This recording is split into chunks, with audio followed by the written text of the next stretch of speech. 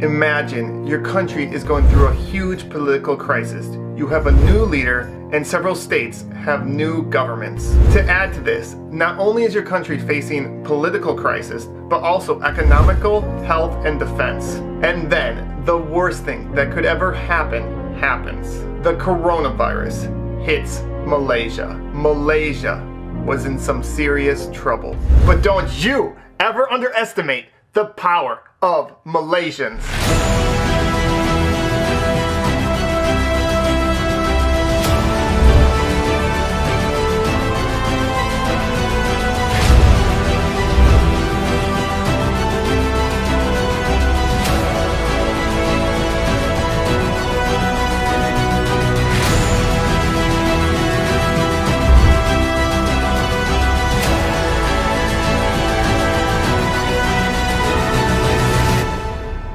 Here are 15 ways that Malaysia did the impossible. Number 15, donations and volunteer organizations. So many people volunteered and so many organizations helped out. For example, Emirat provided healthcare workers with food, AC units, and raised over 3 million ringgit for medical supplies. Number 14, top doctor. Dr. Noor Hassam Abdullah has been ranked one of the top doctors in the entire world at fighting the coronavirus. And not only does he present accurate facts, he's able to do it in a way that gathers support and also keeps people calm as he does it. Number 13, the movement control order and the enhanced movement control order. These things are not easy to pull off, and it took so many people in different organizations to work together to have them work. Number 12, indirect volunteers. There are so many people that helped out and volunteered and did so many different things like food delivery. Number 11, building temporary hospitals. Malaysia was able to build temporary hospitals very efficiently and quickly. For example, the largest agro park in Asia was able to be built into a hospital in 3 days. Number 10, the Tubelay cluster. The Tubelay cluster complied with any order from MOH, and they never complained even though they had to wait long hours in the heat.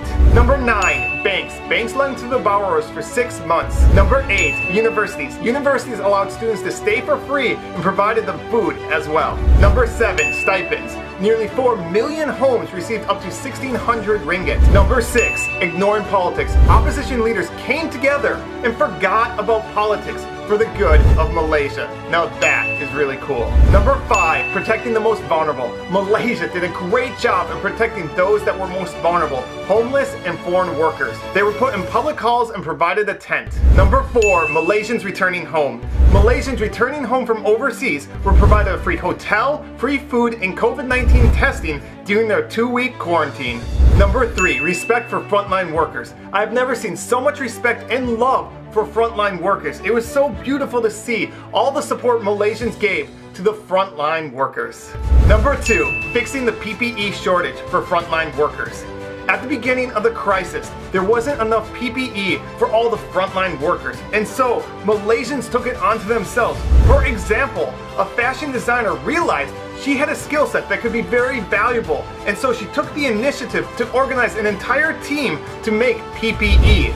Prisoners made PPE, college students made PPE, even a Malaysian born with no arms didn't let that stop her from making PPE.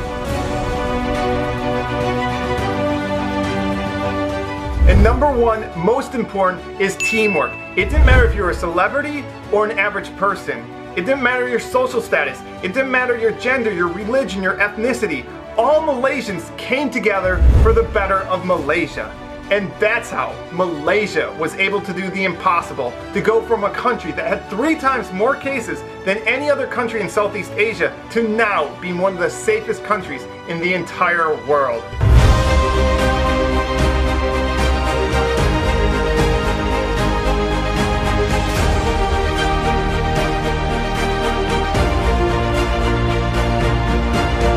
And lastly, I'd like to thank all the Malaysians that helped make this video possible. So many of you wrote to me, sent me videos and pictures, and specifically Pacific Baku, who's a motorcycle rider, let me take lots of his footage, along with Q Productions, who took beautiful drone shots. And you can find links to their channels in the description. So thank you to all of you who helped make this video possible.